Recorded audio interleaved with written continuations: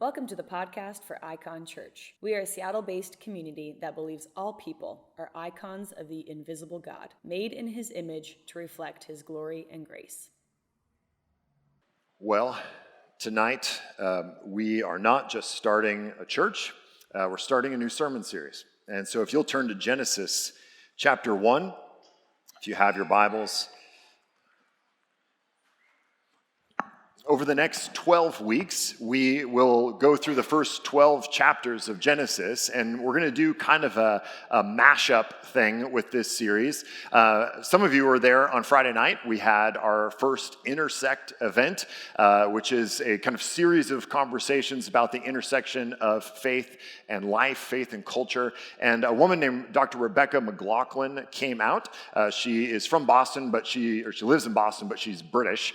She was a Cambridge PhD and worked for Veritas Forum and all kinds of smart things. And basically, the whole lecture she gave was a series of quotes from her Harvard friends. And so it was great. It was very credible. And she got that accent, and it was great.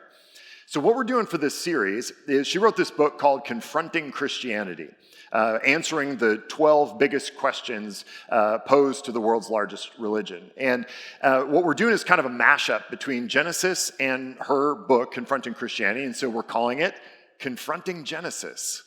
See what I did there? And we're going to take on kind of these big questions about life and culture and all these things that are addressed in the very first book of the Bible. And so one of the things that I think is interesting about how God put the Bible together was that He spent the majority of the beginning, all of Genesis, laying down this foundation of understanding, like this big picture worldview that shapes so much of how we think, so much of the assumptions that we have as Westerners in general, is shaped by, in fact, just the first 3 chapters of Genesis, but certainly the first 12. So much of our culture, so much of what we just think is normal was really given to us by this book of Genesis. And so we're going to talk about things like human dignity. We're going to talk about work and rest and gender and sexuality and science and suffering and evil and judgment and all of these fun things that we get to talk about, and we're going to do that from Genesis. So I want to say one thing. I will be leaning heavily on Dr. McLaughlin's book. So 2 things on that. One, you should definitely buy it. It's a fantastic book. For the rest of the series, we're selling them for $10. You can't get them any cheaper than $10. Even Amazon, they're angry with us. We're selling them for $10. So you got to read the book. Second, there are going to be moments where you go, oh, he just stole that from the book. Yeah. I did. I am. I will. I promise you that I definitely will. So I'm telling you now so that I don't have to keep saying it every single week. I'm borrowing heavily from the book, okay? So that's I don't get it. So if I say something, you're like, wow, that's really cool. It's probably from the book. If you hear something, you're like, I don't get it. It's probably me, okay? So read the book. It's fantastic. And that's what we're going to do for this next 12 weeks. All the way it'll take us to January. To December. One of the things we do each week is Q&A, and I love Q&A. So I'm going to teach. While I'm teaching, there's a number in your bulletin. Text a question. We won't have time to get to all the questions, but we'll take kind of the best or most relevant or most interesting 2 or 3. I think the people who choose the questions, it's their goal to stump me. And I think that's how they choose them. So ask hard questions because you're more likely to get them answered. Okay? Here we go. We've been told, and maybe even believed, this idea that philosophers call the secularization thesis, but most of us wouldn't have that kind of language. We would just say that we have heard, certainly, that as education increases, as prosperity increases, as culture becomes more and more kind of scientifically oriented, that the expectation would be that religions in general, and especially supernatural religions like Christianity in particular, will kind of die out. That as we become more rational, we will rely less on worldviews that are mystical and supernatural. And this was a thesis that was formed in the 1960s that expected us, certainly by now, to have seen a massive diminishing of the influence of religion in the world. And this was, by all accounts, a sound thesis. The problem has been that it was dead wrong. It was dead wrong. Now, it's true that there has been a decline in the kind of self-identification of religion worldwide. That is true, and it's especially true in the West. But that obscures two really important things. First, while those who identify as religious in Western Europe and North America in particular has been in decline, the kind of statistic or the expectation for those who are highly committed to their faith, regular churchgoers, has basically stayed steady for the last 60 years. So as culture has shifted and it's become less helpful, or there's less of an incentive for those who aren't Christian and never really were but always went to church and kind of identified as Christian, as the incentive diminishes for them to do so, they do so less. But since the 1960s, basically those who have said religion is very important to me and I'm highly committed to it, that number has stayed basically the same. Now, not only that, but while this is kind of generally true in the West, it doesn't reflect worldwide trends. So according to the Pew Research Center, by 2060, the world is expected to be more religious than it is today. Christianity is expected to see kind of moderate growth from 31 to 32% and retain kind of its position as the largest religion in the world. Islam is expected to grow by about 10% between now and 2060, while Hinduism and Buddhism are expected to decline slightly. Judaism will remain about the same. And atheism, agnosticism, and kind of noneism as one big category is expected to decline worldwide from 16% down to 13%. Now, some of this is due to birth rates. Religious people tend to breed at higher levels than non-religious people. And in fact, religious people tend to have more sex than non-religious people. And I read that and thought, is there any other apologetic I need to make? Can we stop now? Jesus, believe him, you'll have more sex. Okay.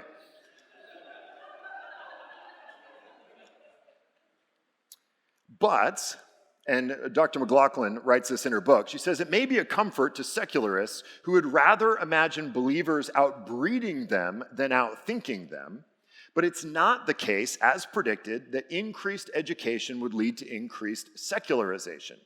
Worldwide, Jews and Christians are still the most educated groups, and they have the smallest educational gap between men and women. That's important.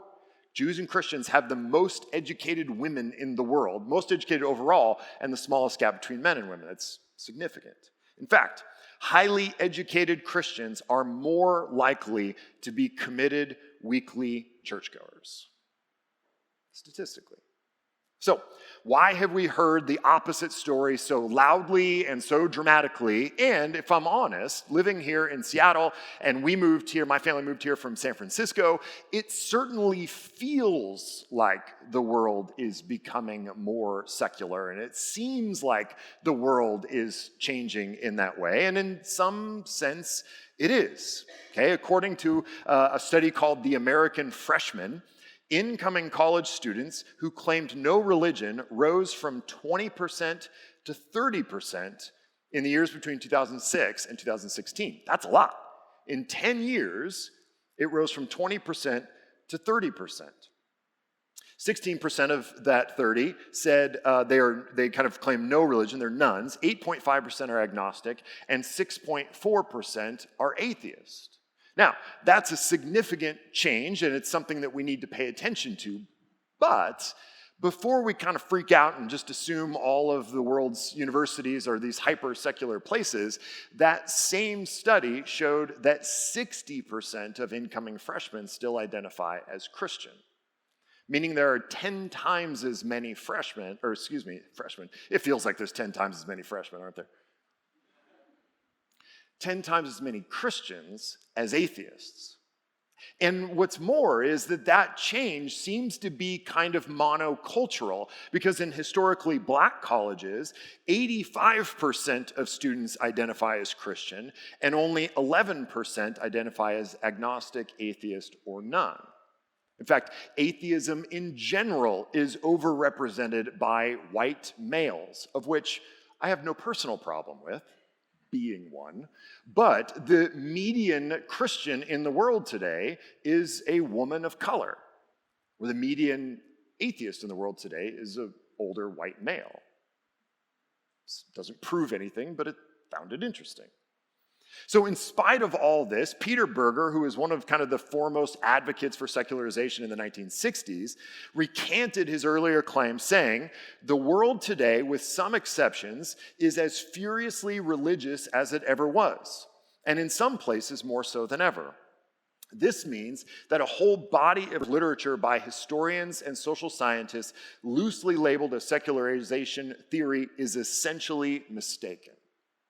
Rodney Stark, who's a sociologist, said something even more strong. Said, "After nearly 3 centuries of utterly failed prophecies and misrepresentations of both present and past, it seems time to carry the secularization doctrine to the graveyard of failed theories and there to whisper, 'Rest in peace.'" Now, for many of us here who are Christians, this should be good news. The world is actually not secularizing as quickly as we might feel like it is, and there is still some hope, and so we kind of take some solace in that. But I would argue that no matter who you are and what you believe, because Christianity, religion in general, should find this to be good news. Why? Because Christianity, religion in general, but Christianity in particular, is good for you. Like statistically good for you. Okay? So Tyler Vanderweel, he is a Harvard professor of public health, wrote an article in USA Today called "Religion May Be a Miracle Drug." And citing his own work, argues that regular church attendance, quote, "reduces mortality rates by 20 to 30% over a 15-year period, increases optimism, self-control, and sense of purpose, while lowering rates of depression, suicide, and divorce." NYU social psychologist, noted atheist Jonathan Haidt said surveys have long shown that religious believers in the United States are happier, healthier, longer lived, and more generous to charity and to each other than are secular people.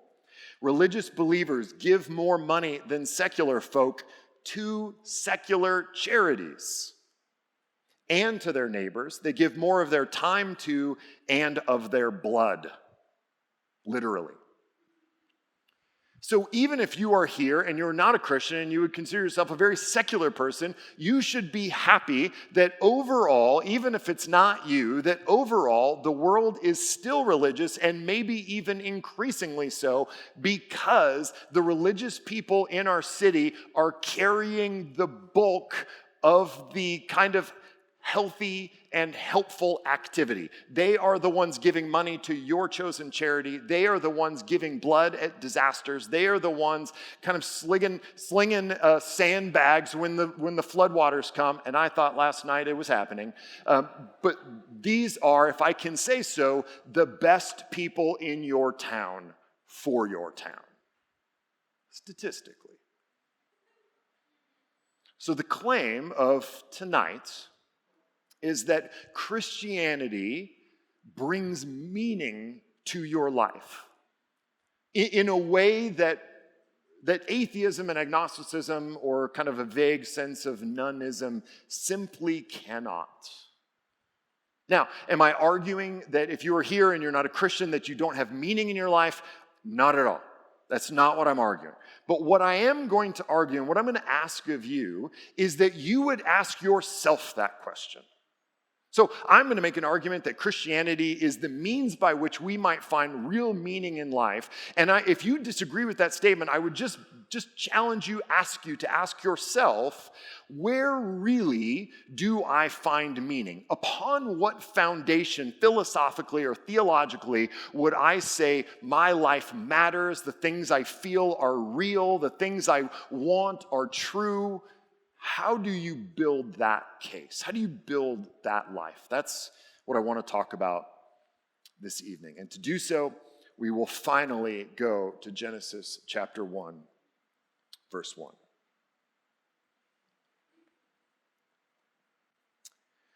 Genesis 1:1, first words of the Bible. In the beginning, God created the heavens and the earth. The earth was without form and void, and darkness was over the face of the deep. And the Spirit of God was hovering over the face of the waters. Let's pray. Jesus, we ask that you would illuminate your scriptures. We ask, Holy Spirit, that you would guide our hearts and our minds, that you would reveal yourself to us in a powerful way, that you would draw us to yourself, that you would allow our eyes to see what we've never seen, that you would allow our ears to hear what we've never heard, that you would allow our hearts to understand and accept what we never have before. And we ask that you would do that by your power. In Jesus' name, amen. Christianity begins with a claim. Christianity begins with the claim that God created the heavens and the earth. And there are a million things packed into that one simple sentence. Because if God created the world, and if God is who the rest of the Bible says God is, then God created this whole world with a particular purpose in mind, with ends in mind, with design in mind, that this is not random. That what we see around us is not accidental. That what we see around us is not whatever we decide that it is, but that there is some intelligence behind it, designing each and everything for a reason and for a purpose. Christianity begins with that presupposition that we can look at one another and see kind of sentience. We can see intelligence. We can see autonomy. We can see agency. We can see thought process. We can see love and desire and all of the things that we kind of grow up naturally believing about each other. All of that began with, in the beginning, God created the heavens and the earth. This is the claim that was the foundation for science, as we'll discuss next week, for human dignity, as we'll discuss in 2 weeks, for much of Western civilization began with this sentence. Now, this sentence is important for us because, especially in this conversation that we're having, because it is the exact opposite beginning from what much of our culture and much of either an explicit atheism or kind of an implicit atheism would begin with. In fact, MIT professor by the name of Alan Lightman says this.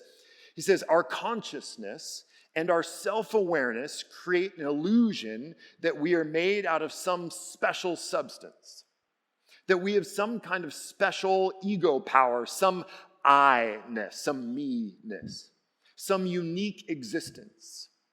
But in fact, we are nothing but bones, tissues, gelatinous membranes, neurons, electrical impulses, and chemicals.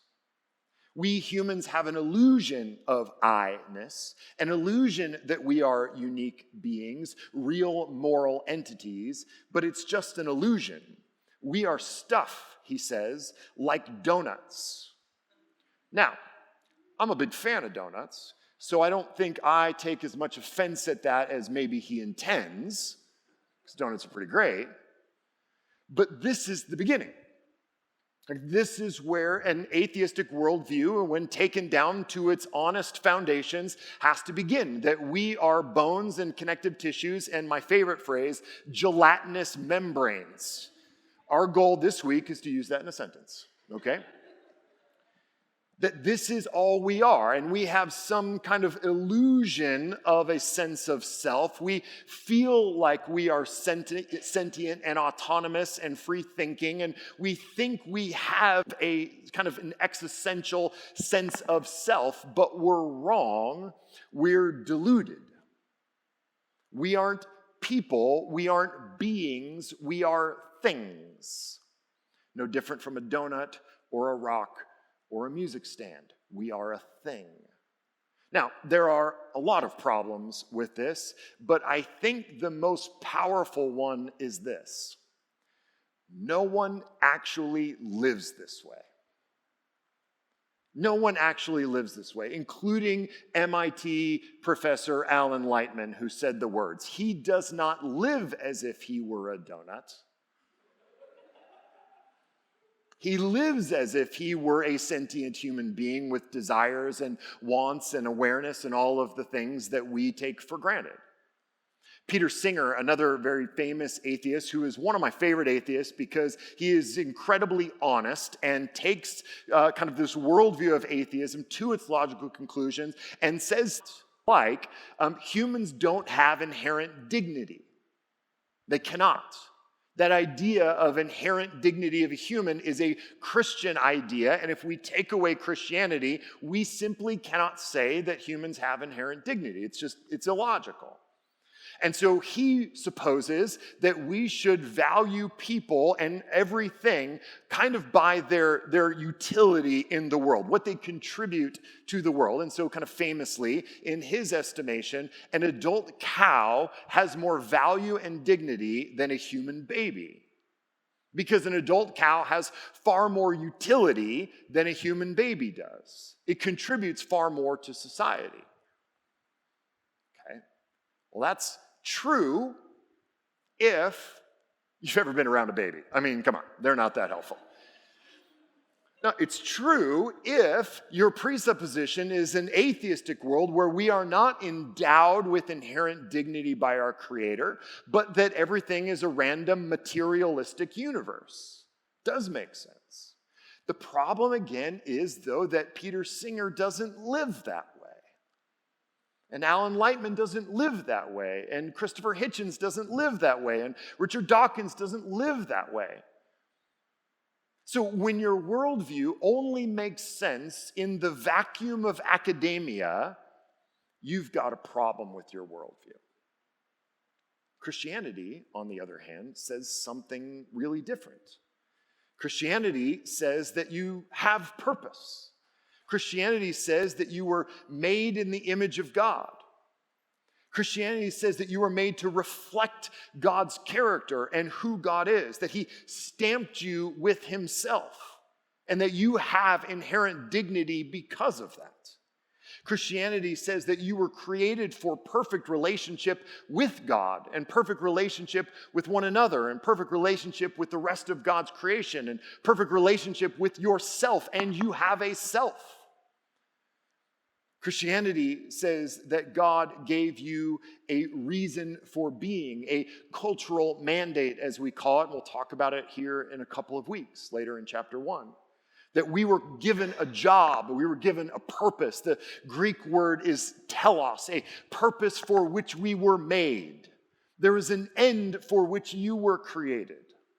That's what Christianity says, and I would argue it is how we live. We live as if that were true. We backpack through Europe to discover ourselves. That implies that there is a self to discover. I remember I did theater acting. Well, theater is probably a better description of what I did, not acting. But in high school. And I remember one of the plays that I was in, I had this voice basically since I was like 4. And so I got all the dad roles in all of these plays. And once I got to play the chief in One Flew Over the Cuckoo's Nest because he just was like big and yelled a lot. And otherwise it was dads. And I remember one play I was the dad, and I had a wife, and we were, had this thing on stage and whatever. And over the course of time, as we were doing the play, I started to think, gosh, I think this girl likes me. And I remember thinking, yeah, like that's cool. She seems nice. Like, okay, let's see what can happen here, right?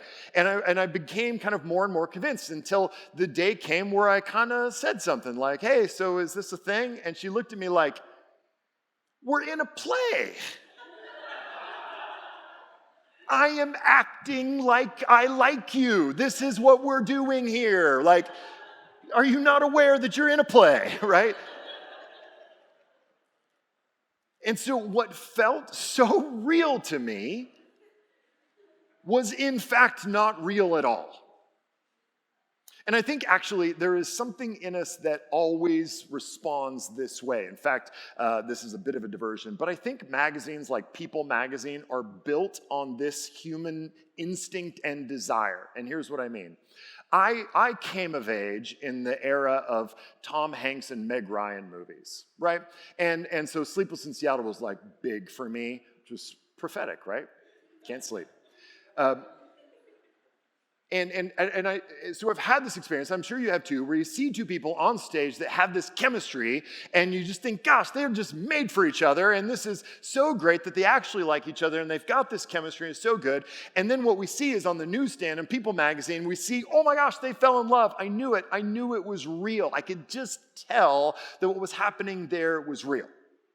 There's an instinct in us that looks around our world and says, yeah, this is real. This is. And what atheists argue is that basically, yeah, you feel these things. You're experiencing sentience. You're experiencing I-ness, a sense of agency and self. You experience love and you experience pain. You experience all these things. But they're not actually real because you're not real. You don't have a purpose. So it's actually not. It's not actually happening. And they'll argue that that's okay.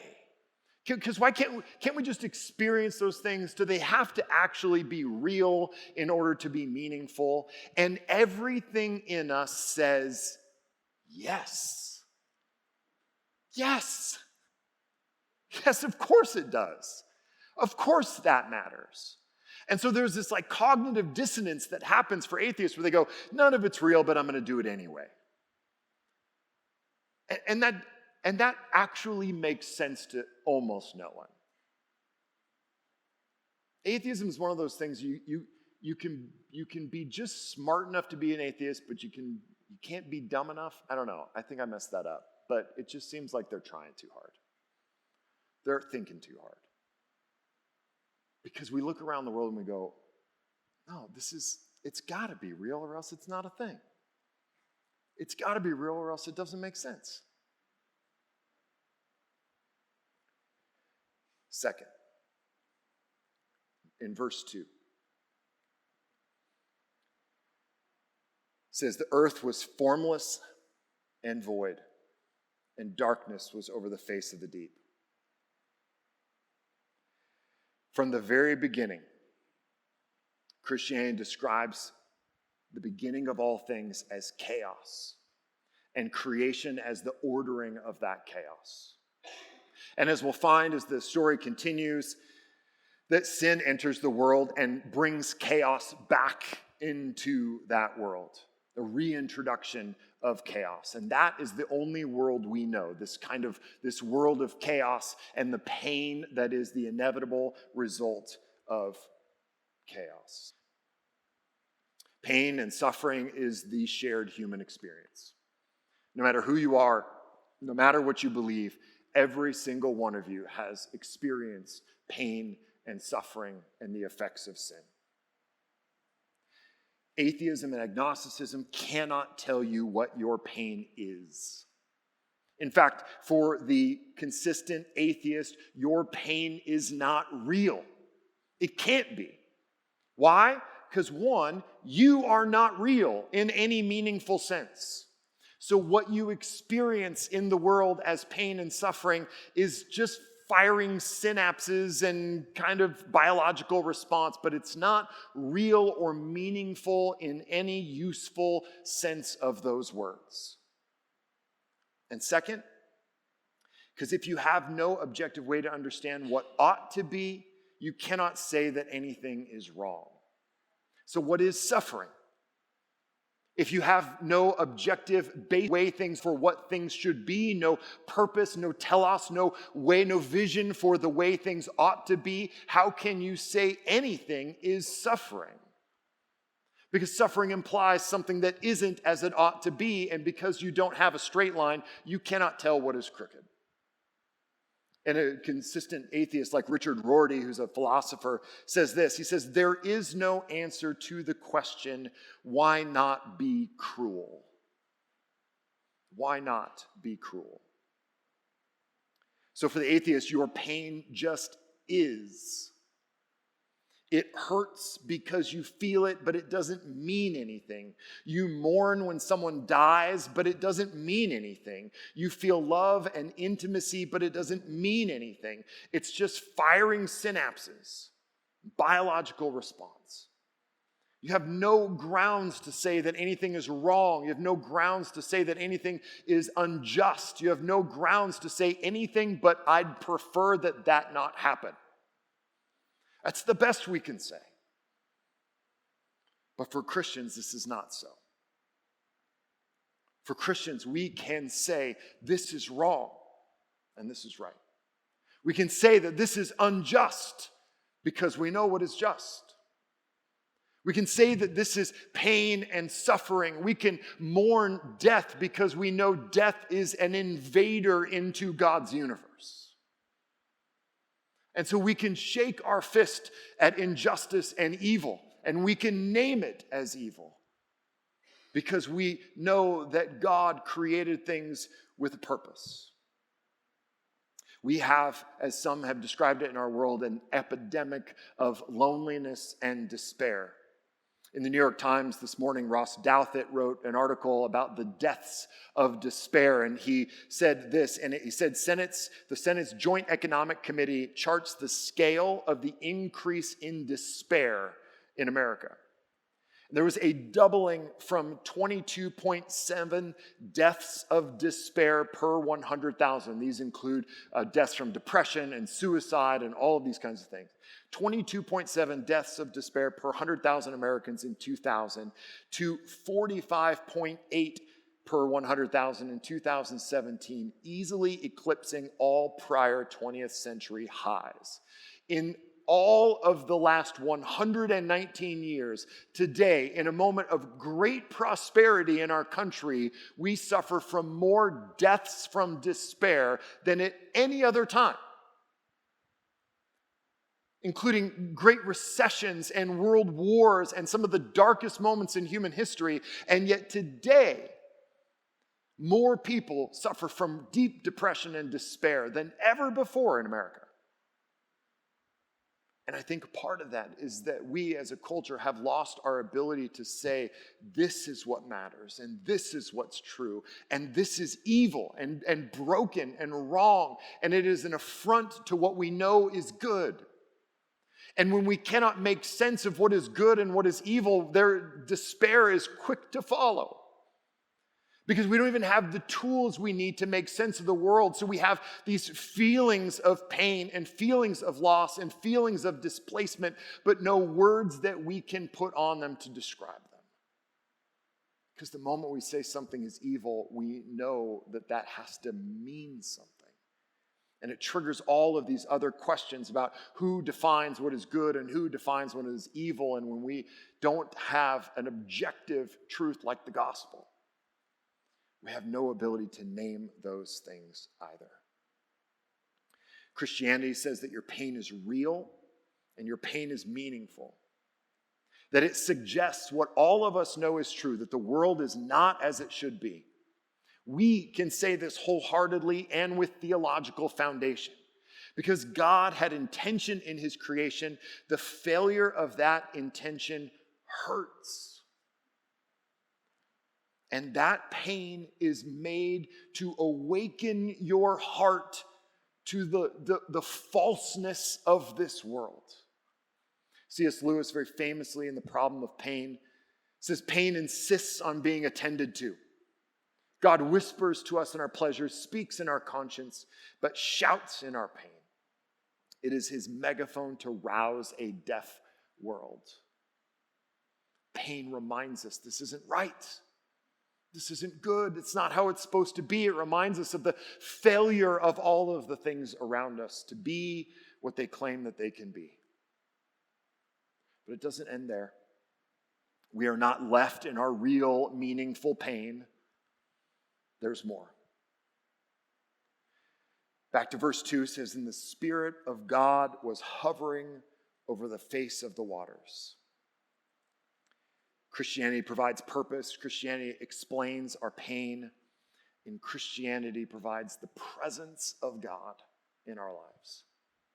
I don't know if you saw this. There was a really remarkable interview between Anderson Cooper and Stephen Colbert. I saw it on Twitter, and I just saw a little bit of it, but it was really, really good. Now, I want to read for you a piece of that interview. They got onto the topic of suffering and pain. And if you didn't get to see the interview, just Google Anderson Cooper, Stephen Colbert, pain, suffering, and Tolkien, and you'll find it. They're talking about suffering, and they've both experienced really deep personal suffering. And Anderson Cooper says this. He says, "One of the things my mom would often say is that she said, I should never ask why me. Never ask why me. Like, why did this happen to me? She would always say, why not me? Why would I be exempt from some of what has befallen countless others over the centuries?" I think that's another thing that has helped me. Think, yes, of course, why not me? This is part of being alive. Suffering is, the sadness, the suffering. These are all, you can't have happiness without having loss and suffering.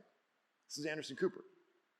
Stephen Colbert says this. He says, and in my tradition, and Colbert is Catholic, he says this, and in my tradition, that's the great gift of the sacrifice of Christ, is that God does it too. He suffers too.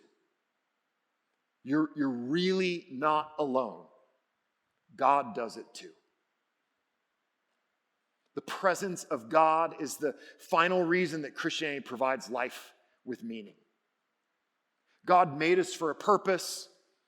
We experience the pain of unrealized purpose, unrealized telos, but we're not left there. God was there in creation, hovering over the waters. He was in the midst of all of that chaos. He was there in the garden when all of the chaos had been ordered. He was there after Adam and Eve reintroduced that chaos. He was there as Israel rebelled and repented and rebelled and repented and rebelled and repented.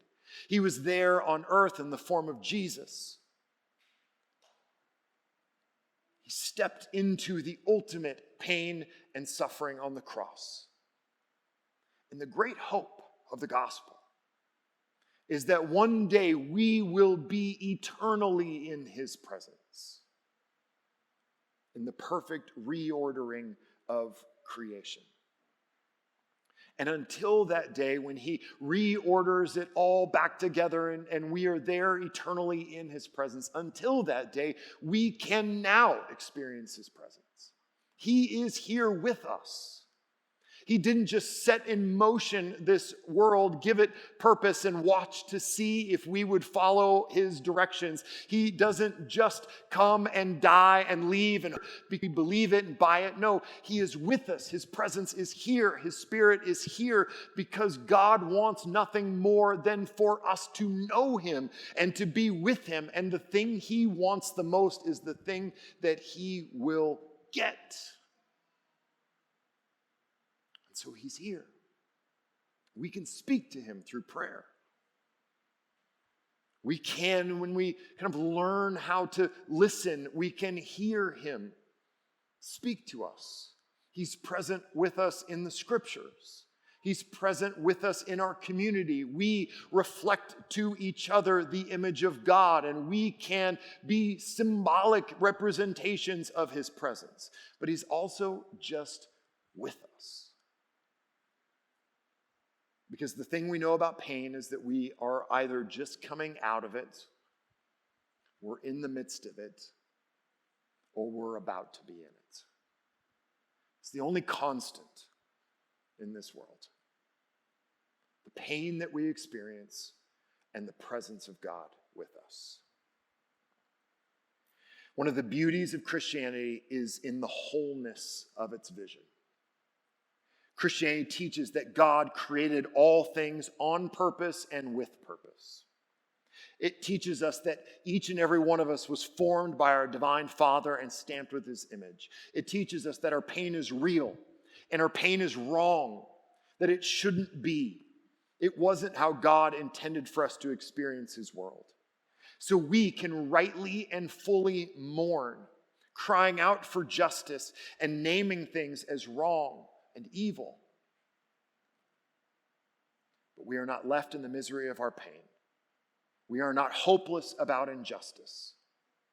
Christianity teaches that God desires justice and redemption even more than we do. So much so that he took it upon himself to bring it about. God created, God redeems, God restores, God renews. The call of the gospel, the ask of Christianity, is not to follow the right rules or even just to bow to the right God as if it were just a kind of a multiple choice question. But the call of Christianity is to be brought back into the fold, to allow God to restore you back to what you were made for, to make you who you are. Richard Dawkins looks at reality through the lens of his worldview and sees a universe that, quote, has precisely the properties we should expect it. If there is at bottom no design, no purpose, no evil, no good, nothing but blind, pitiless indifference. He's wrong. He's wrong for a number of reasons, but if for no other reason, he's wrong because none of us is looking for that. All of us, each and every person in this room, and each and every person walking around this building today is looking for something far deeper and far truer and far more meaningful and has the hopeful expectation of finding it. We look at reality through the lens of Christianity, and we see at bottom a loving creator who was and is and will always be with us.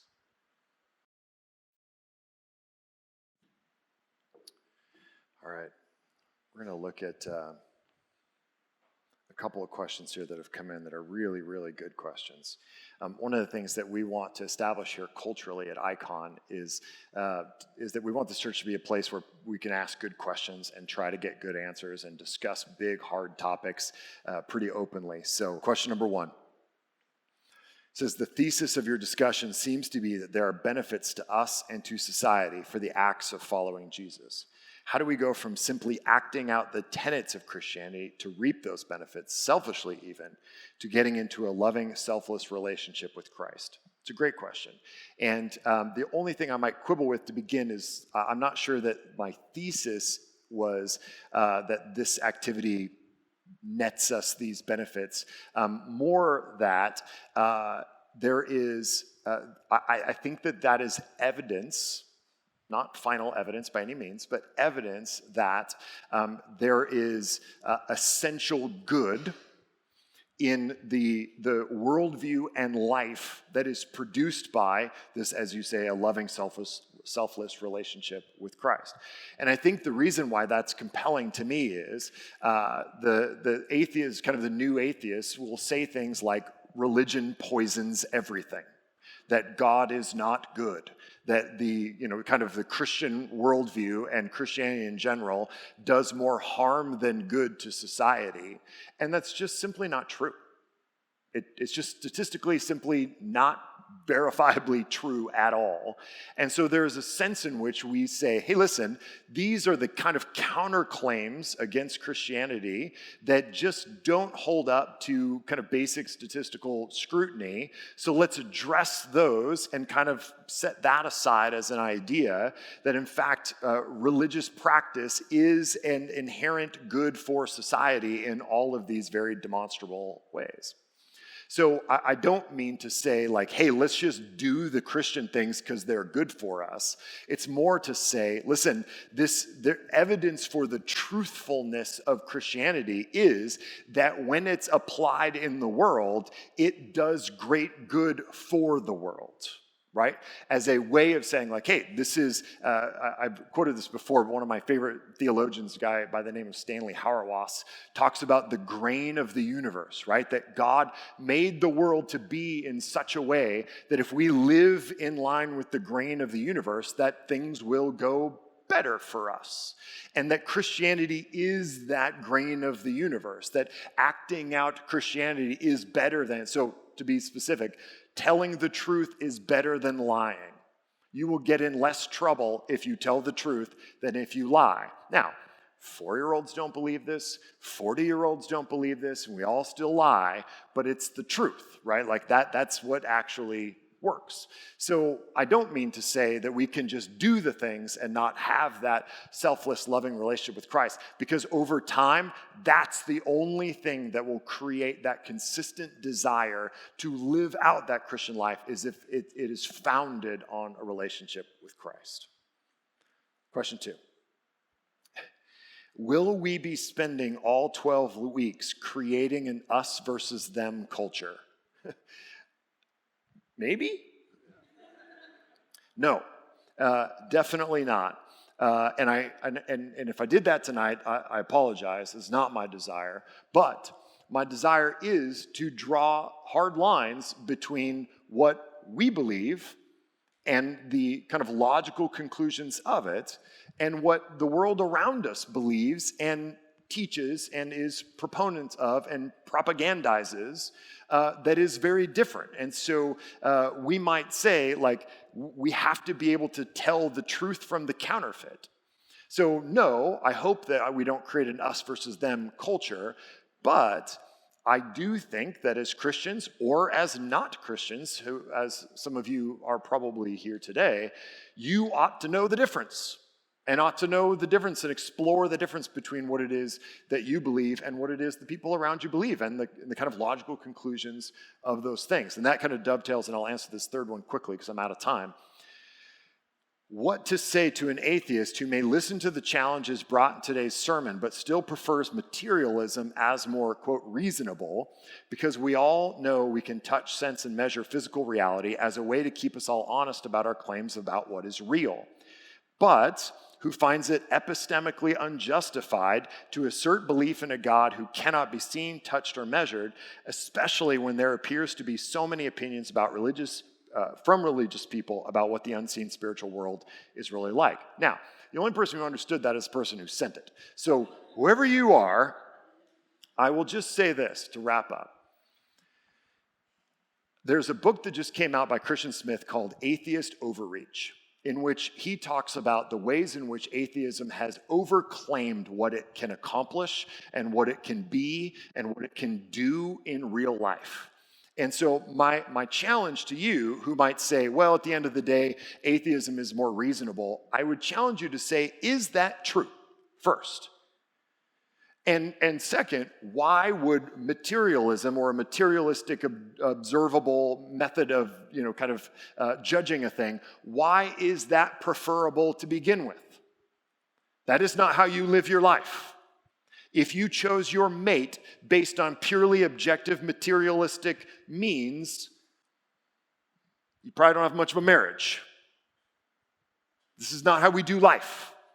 By kind of judging the world materialistically. It's just not how we do it. So why would we then hold Christianity and religion in general to this materialistic standard that you don't hold really anything else in your life to? We are whole beings. We are not just physical beings.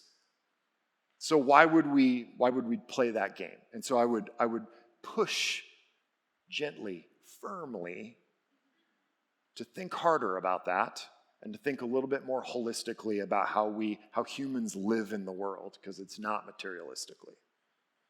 Thank you for listening to the podcast for Icon Church. For more information, go to iconchurch.org.